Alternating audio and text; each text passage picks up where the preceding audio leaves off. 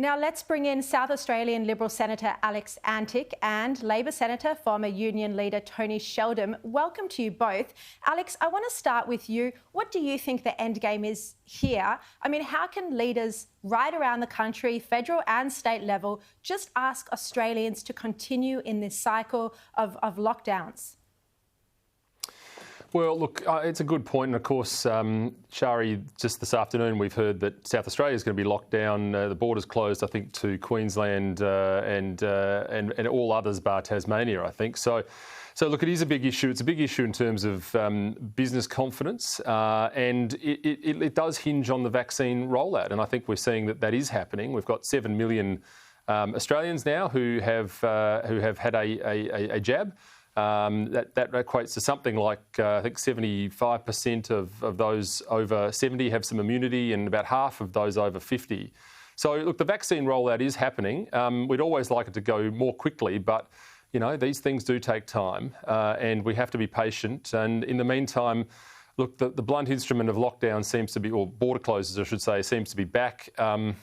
Unfortunately, that seems to be something we're going to have to live with in the short term. Well, it's not that it takes time, it's that there's not enough supply of Pfizer, which at the moment is the only vaccine that the federal government is relying on after medical advice.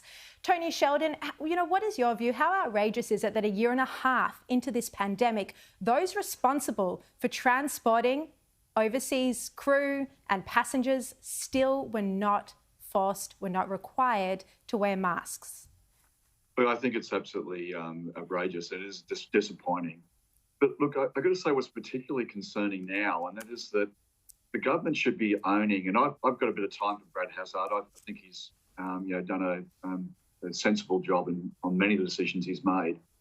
But this one he needs to own, because those crew members that are being transported by drivers who aren't, as we saw before, wearing masks, who may not be getting vaccines and only recently been required to do it. And of course, we've seen other people that are moving passengers around, less dangerous. The ADF are moving their bags.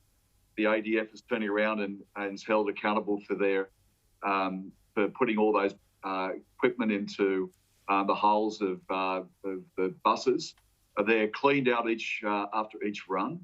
And yet we find these minibuses by these international crews that have got none of those safeguards, none of those arrangements, and it still hasn't been a requirement to actually meet it. Alex, something that complicates this, of course, is that the state premiers, many of them, have won re-election after having their borders closed. You know, their opinion is that this is something that the public wants to stay locked down. And so they're not showing true leadership on this. They're not showing any leadership. They're just following, you know, the supposedly safe option. Oh, well, look, I mean, I suppose it depends on the state, depends on the situation. But, I mean, certainly we have seen people looking for safety and security out of this period. And I think history does show that, you know, the experience in the Western Australian election shows that people were ultimately grateful for having been safe. Look, I don't know. I mean, my situation in respect of the lockdowns is that there are a lot of competing factors. We do need to be cautious and conscious about the impact on business. It's always going to be a balancing act as to safety and health. But look, I think ultimately people vote on those issues and premiers know it. I think people get especially annoyed when they see photographs of the Prime Minister, who was just last week at the G7, and he went to 2 pubs. He freely moved to 2 pubs, and that's fine. He should be allowed to do that. But yet there are something like 7,000 cases a day in the UK. In Australia, where there's only 11 or so cases, 15, 20, whatever it is across the country, only a handful of cases each day, and everyone's in lockdown.